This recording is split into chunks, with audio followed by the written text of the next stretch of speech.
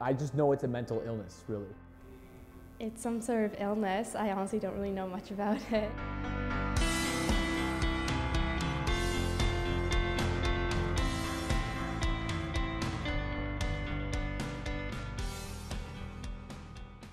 My name is Matt Willett. I'm 19 years old and I go to Humber College for Media. I was diagnosed with Tourette syndrome in 2008 by Dr. Goose in Belleville. My name is Fuad Suleiman. I'm 20 years old and I'm a student at Guelph-Humber University. I know that Tourette's is a mental illness in which that there are tics, in which they will say or twitch in a way that they can't control. You know, people like swearing or yelling out swearing, and it's just like people are like, it's funny because he can't control and he's swearing. So I think it's maybe just that the perception that it is kind of just a funny illness, in which definitely probably is not funny. I would probably define Tourette syndrome as a neurological disorder. It has a psychological component and a physical component. As far back as I can remember, I've been having all sorts of different twitches. Some of them are facial.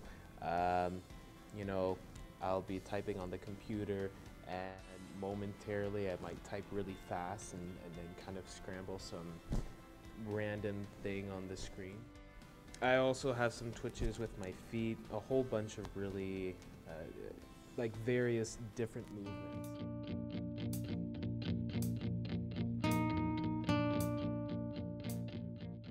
Christina Ovjak. I'm 20 years old, student at Guelph-Humber. I've never made fun of anyone who had it. I've never like really experienced it or like seen anyone who does have it and they've been like a victim or like been like bullied. I do have a classmate with it, and I've seen it, and you know, at times it was some people who didn't know that this person had it, and the person kind of made a twitch. The people were like, "What happened?" Like they made a so I saw someone laugh once, and I thought it was really mean of them to laugh, because then you kind of realize that, okay, so it's not right to laugh at because that's a mental illness. The most common stereotype that I've heard about anyone who's been diagnosed with Tourette syndrome is probably that the only, if not the most prominent symptom, it includes swearing and dropping the F-bomb especially. And there's a whole spectrum of ways of representations of what Tourette syndrome, a neurological disorder, is. It goes far beyond swearing. And there's a whole psychological component behind that, and I think that should be identified versus just looking at someone and saying, oh, you know, they swear a lot, they must have Tourette's. I think that people with Tourette's might be the subject of bullying or something like that because people don't always understand, and you know, that makes sense to me. Just because someone has Tourette's doesn't mean they don't have the same potential that anyone else does, and bullying or making fun of someone in its own right isn't something that should be done. There's different ways to bully someone. There's the oral components, there's physical components, you know.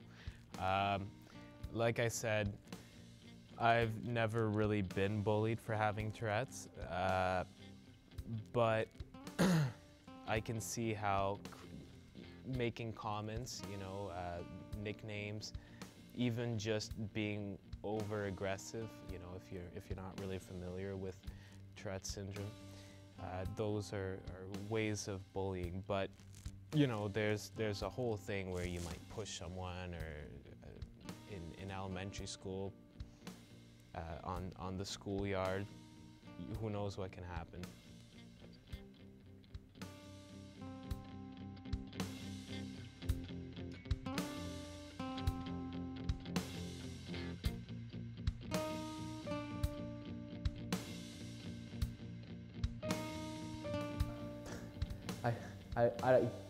I don't think so.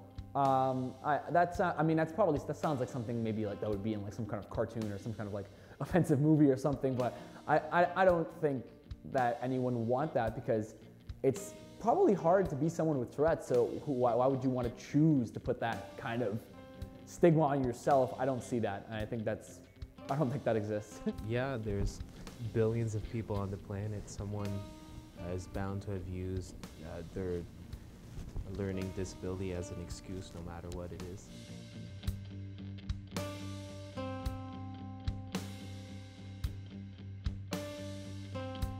It just depends, because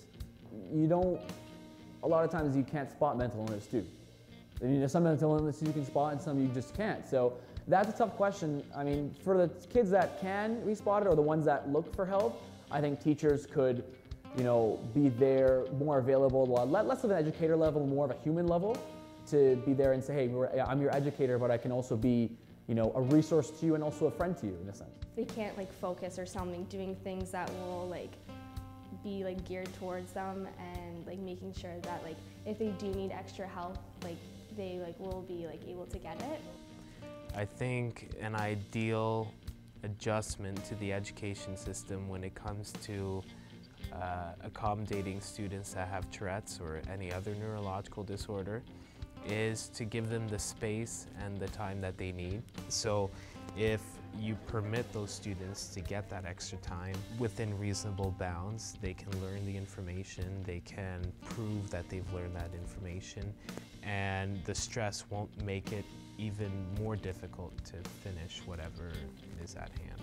To raise more awareness about Tourette syndrome, we could have workshops, I think, incorporating what a disability is, what the different kinds of disabilities are, and how they work, how they affect students and the students around them, and beyond the classroom should really be incorporated into the curriculum. I think that's a vital step that needs to be taken. Yeah, definitely. Maybe more commercials about it, or talking about it in specific classes of what it is and what those people go through, and just the effects of it. I think probably with some kind of PSAs or information, just because I think it's one of those diseases that are still looked at, people aren't educated about it. They think it's still that weird, funny kind of thing. So I think that getting the word out that it is a part of a mental illness and it is a sensory disorder would definitely make waves, I think. I think I would encourage anyone who's been bullied for any reason by letting them know that they can use their experiences in a positive way, and most of that connects to education. So bullying, I feel, is triggered largely by lack of understanding. There's an emotional component, there's an intellectual component, and I think if at least the intellectual component is addressed, then as a whole an improvement can be made. But kids need to learn to back off a little bit, and that's a whole subject on its own right.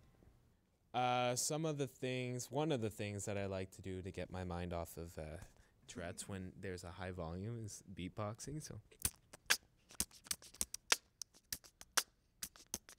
fast.